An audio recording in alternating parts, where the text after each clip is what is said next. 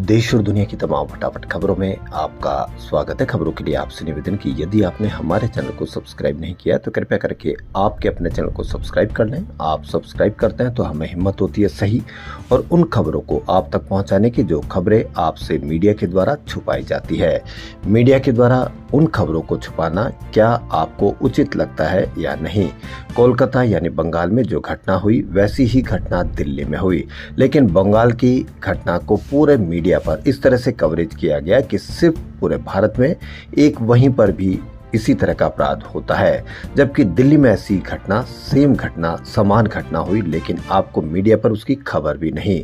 तो क्या अपराधी या आरोपी या पीड़ित व्यक्ति यह सोचे कि यदि कोई अपराध होता है उसके साथ या कोई भी पीड़ित होता है तो उसको वहां होना चाहिए जहां मीडिया में कवरेज मिल सके या और कुछ उसके साथ हो सके? तो क्या है आज की बड़ी खबरें?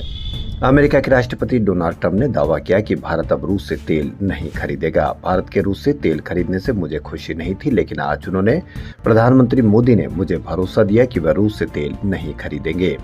वहीं ट्रंप के इस दावे के बाद भारत में विपक्षी नेता राहुल गांधी ने प्रधानमंत्री मोदी पर निशाना साधा है।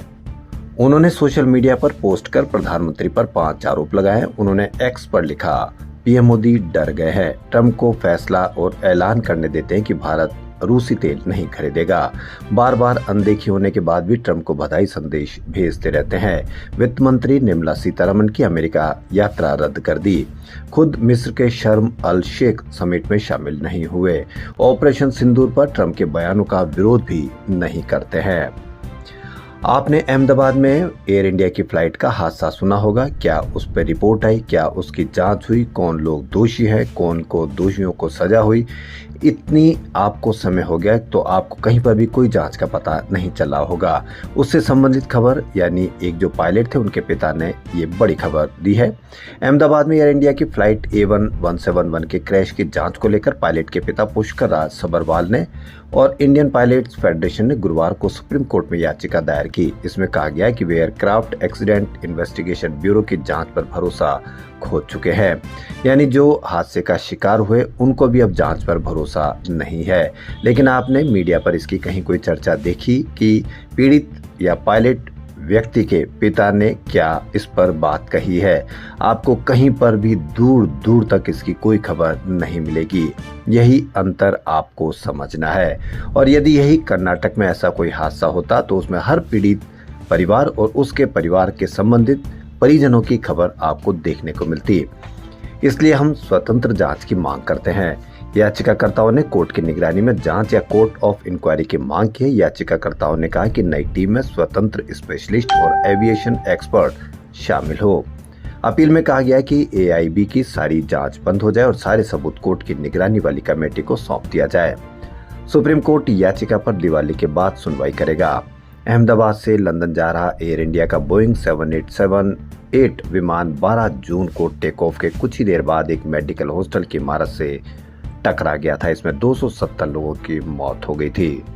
सुमित सभरवाल फ्लाइट के मुख्य पायलट और क्लाइव कुंदर को पायलट थे।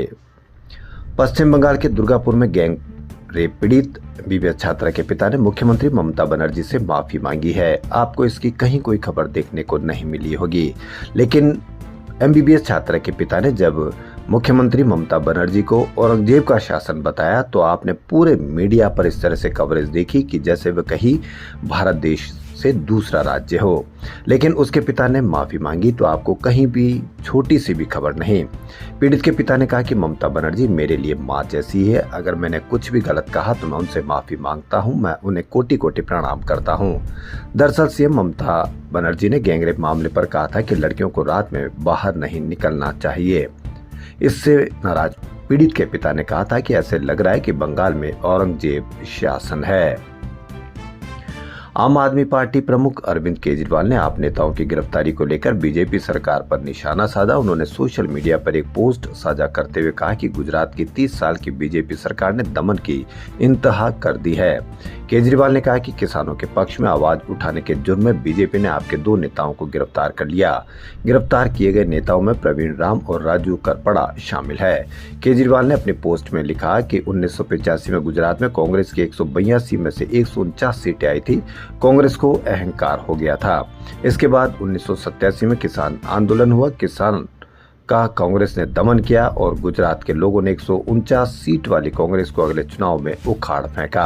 आप प्रमुख ने कहा कि इसी तरह पिछले 30 साल से गुजरात में बीजेपी का शासन है, उन्हें भी अब बहुत ज्यादा अहंकार हो गया है। जिस तरह से उन्होंने किसानों का दमन शुरू किया है, गुजरात के लोग अगले चुनाव में बीजेपी को भी उखाड़ फेंकेंगे। कर्नाटक के मंत्री प्रियांक खरगे ने सीएम सिद्धारमैया को पत्र लिखकर अनुरोध किया कि राज्य के सभी सरकारी अधिकारियों और कर्मचारियों को किसी भी संगठन का हिस्सा बनने और उनके कार्यक्रम में शामिल होने की अनुमति नहीं दी जाए। उन्होंने इसका उल्लंघन करने वालों के खिलाफ कार्रवाई की भी मांग की है। मंत्री प्रियांक खरगे ने बताया कि उनके विभाग के कई अधिकारी आरएसएस के शताब्दी समारोह में शामिल होने गए थे। उन अधिकारियों के खिलाफ खरगे ने कारण बताओ नोटिस जारी कर दिया है और उन्हें 1 या 2 दिन में निलंबित भी कर दिया जाएगा। उन्होंने कहा कि 2013 में जब जगदीश शेट्टर मुख्यमंत्री थे तब भी उन्होंने सरकारी स्कूलों और कॉलेजों में सिर्फ पाठ्यक्रम से जुड़ी गतिविधियों को अनुमति देने की बात कही थी। मंत्री ने कर्नाटक सिविल सर्विस रूल्स 2021 का हवाला देते हुए कहा कि ये मेरा नियम नहीं है, ये कर्नाटक सिविल सेवा का नियम है। उन्होंने कहा कि इस नियम के अनुसार सरकारी अधिकारी किसी ऐसे कार्यक्रम में भाग नहीं ले सकते या किसी ऐसे संगठन से नहीं जुड़ सकते जिनका राजनीति के प्रति झुकाव हो। मैं सीढ़ी पर बैठी थी, तभी चारों मेरे पास आए और मुझे खींचकर कॉन्वोकेशन सेंटर के पास खाली रूम में ले जाने लगे। उनमें से एक मेरी टी शर्ट ऊपर कर ब्रेस्ट पर मारने और दबाने लगा। उन्होंने मेरी जैकेट उतारी और पैंट पकड़कर खींचा। इसी धक्का मुक्की में मैं गिर गई। फिर वो मेरी जांग पर चढ़कर मुझे किस करने लगे। दिल्ली की साउथ एशियन यूनिवर्सिटी में पढ़ने वाली वैशाली बदलावा नाम ने इस कैंपस के अंदर ही यौन उत्पीड़न का आरोप लगाया है। विक्टिम का आरोप है कि इस दौरान आरोपियों ने उससे मारपीट की और कपड़े भी फाड़ दिए। घटना 12 अक्टूबर की रात हुई, लेकिन एफआईआर 14 अक्टूबर को दर्ज हो सकी है। आपने कहीं पर भी मीडिया की इसकी कोई खबर देखी? नहीं देखी। कोलकाता की खबर देखी? अवश्य देखी होगी, क्योंकि मीडिया को वो खबर आपको दिखानी है ताकि आपको ऐसा लगे कि सुरक्षित अगर कहीं है तो और कहीं, और असुरक्षित महिला है तो सिर्फ बंगाल में।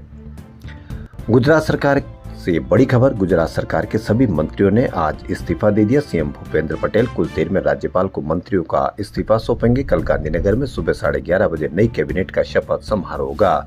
नई कैबिनेट में 2 डिप्टी सीएम बनाए जा सकते हैं। मंत्रिमंडल में नए चेहरों को मौका मिलने की उम्मीद है। कांग्रेस से भाजपा में आए विधायक भी मंत्री बन सकते हैं। गुजरात की मौजूदा कैबिनेट में सीएम पटेल समेत 17 मंत्री थे, जिसमें से 8 कैबिनेट रैंक के मंत्री हैं, जबकि इतने ही राज्य मंत्री हैं। भारतीय जनता पार्टी में भी सीट बंटवारे को लेकर बड़ी नाराजगी देखी जा रही है। बीजेपी ने अलीनगर सीट से युवा लोक गायिका मैथिली ठाकुर को टिकट दिया है, जिसको लेकर पार्टी में बगावत देखी जा रही है। मैथिली की पार्टी में शामिल होने के चंद घंटे के अंदर बीजेपी ने उन्हें टिकट थमा दिया। विधानसभा क्षेत्र में पड़ने वाले पार्टी के 7 मंडल अध्यक्ष मैथिली के खिलाफ हो गए और उन्होंने संजय सिंह का समर्थन किया है। दरभंगा जिले की अलीनगर सीट से बीजेपी की ओर से मैथिली ठाकुर को टिकट देने पर स्थानीय स्तर पर पार्टी के नेता नाराज बताए जा रहे हैं। पार्टी से जुड़े क्षेत्र के सभी 7 मंडल अध्यक्षों ने मैथिली ठाकुर का विरोध करते हुए संजय सिंह का समर्थन किया है। तो देश और दुनिया की तमाम फटाफट खबरों में फिलहाल इतना ही। यदि आपको हमारा चैनल पसंद आए तो लाइक, सब्सक्राइब और शेयर अवश्य करें। धन्यवाद।